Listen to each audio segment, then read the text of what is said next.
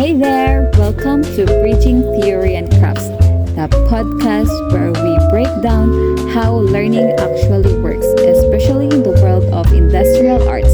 I am Marian Renido, and today we're diving into something that doesn't always get the attention that it deserves, the ID4IA. Now, if you're ever taken a hands-on class, whether it's woodworking, welding, or even automotive, you might have wondered, how do instructors make sure we actually learn and not just mess around with tools? Well, that's where instructional design comes in. So grab a seat and let's get into it. Think about when you first learned to use a power tool and measure something precisely. Did your teacher just hand you a tool and say good luck? Probably not. Great industrial arts education follows a structured process, kind of like a carpenter follows a blueprint. Models like ADDIE that helps instructors plan a lessons that actually stick. The Merrill's first principles of instructions make sure that students don't just memorize but apply what they learn. And Gagnid 9 events of instructions. That's like a step-by-step guide to keeping students engaged. Without these frameworks, teaching would be like trying to build a house without a solid foundation. Okay, so why should we care about all these learning models?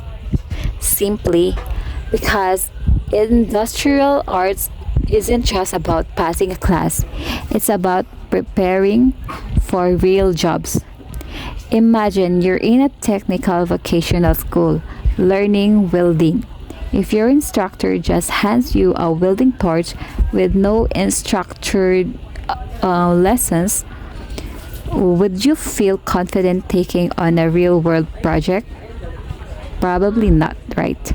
That's why instructional designs make sure that students get a step-by-step training, skill build exercises, and industry-aligned assessment. And it's not just about knowing, it's about doing. That's why workshops, apprenticeships, and stimulations play such a huge role in IA education. The goal is to make sure that students walk away with skills that actually matters in the workplace. Now, let's talk about something exciting. How technology is changing the game in industrial arts. Gone are the days when IA was just about manual tools. Now we have computer-aided design or CAD, the CNC machines, 3D printing, and even the VR simulations for training. With tools like this, students can practice in a virtual space before handling a real materials. And let's be real, technology makes the learning way more interactive. Imagine using a augmented reality to visualize how an engine works or running a CNC machine through a digital interface before actually cutting materials. This isn't just a future, it's happening right now. Like right now. Alright, let's talk about something that might surprise you, the data in education. Ever notice how some students struggles from other excel? With learning management system, teachers can track students' progress in real time. Heat maps, quizzes, attendance records, all this data helps instructors see who might need an extra support. So if your students knowing that the way you interact with digital learning tools actually helps shape a better lessons. And if you're an educator, embracing a data-driven learning means you can personalize instructions and make sure that no one gets left behind. Instructional design for industrial arts is like the perfect blueprint. It makes sure that learning isn't just thrown together but actually works.